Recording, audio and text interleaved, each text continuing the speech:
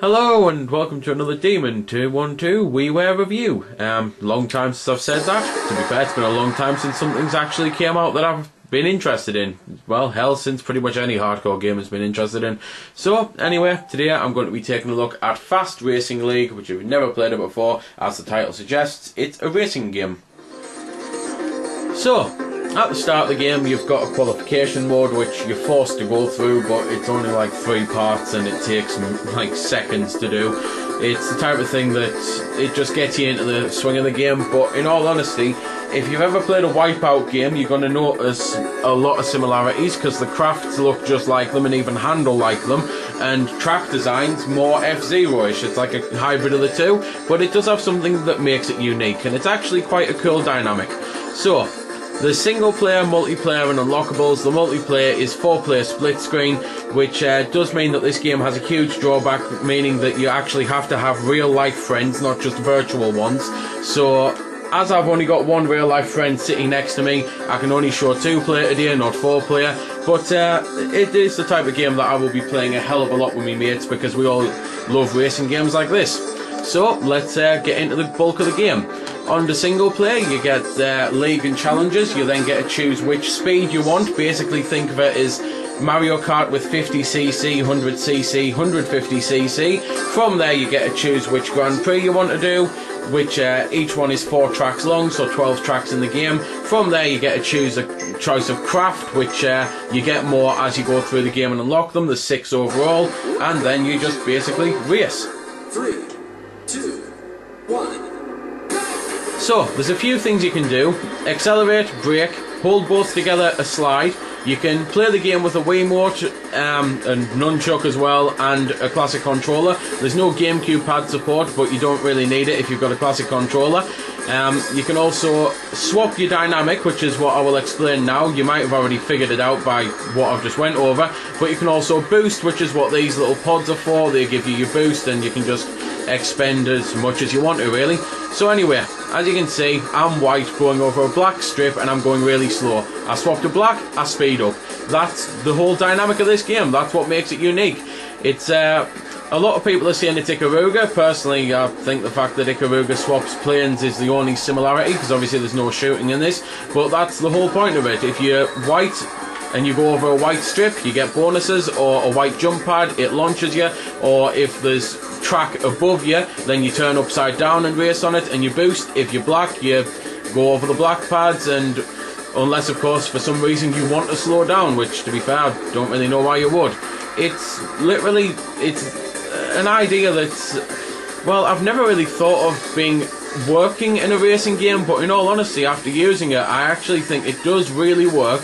It adds a lot of competitiveness because you can nudge people around, so you can actually knock them out of the strip, and it just works well. It feels natural, even though it's something that may seem totally unnatural.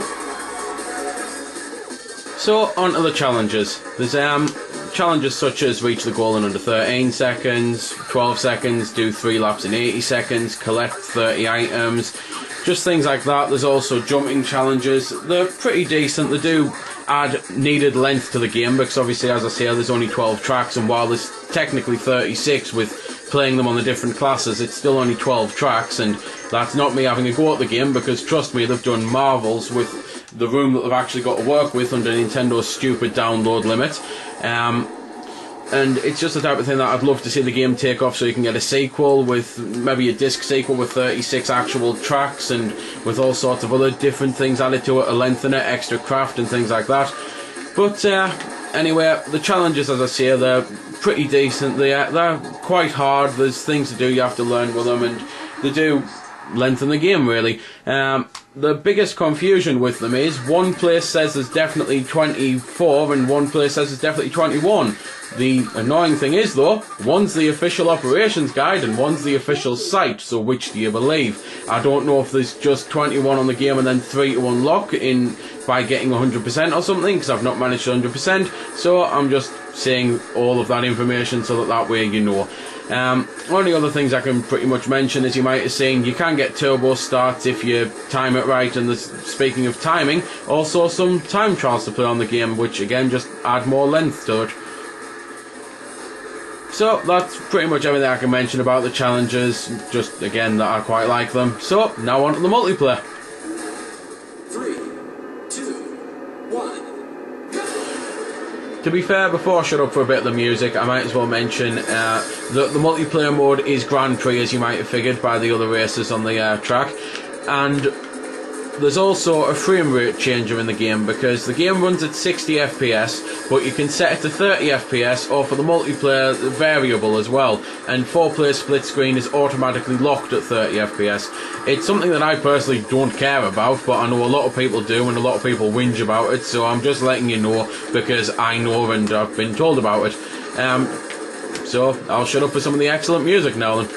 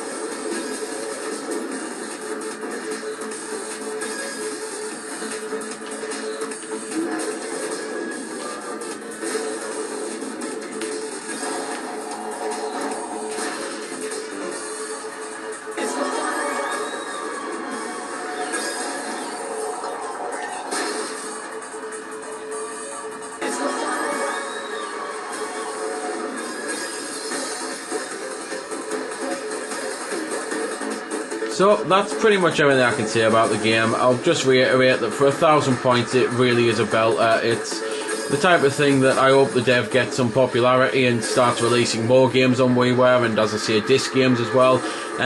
The only thing I haven't mentioned about the gameplay is those little white balls, as well as being your boost, are also your changes, because if I very quickly show this off, if you notice my bar, changing from one to the other is costing a little block, so you can't just change willy-nilly, not that you'd really want to, because you only need to change when you need to change, really. It just also means that you have to collect those white and black balls, so that you don't fly off the track when a jump appears. So there we go then, that's been the review. I hope you've enjoyed it, or at least found it helpful.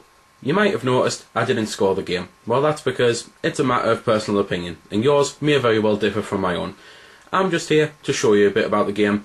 If you like it or not, well, that's up to you.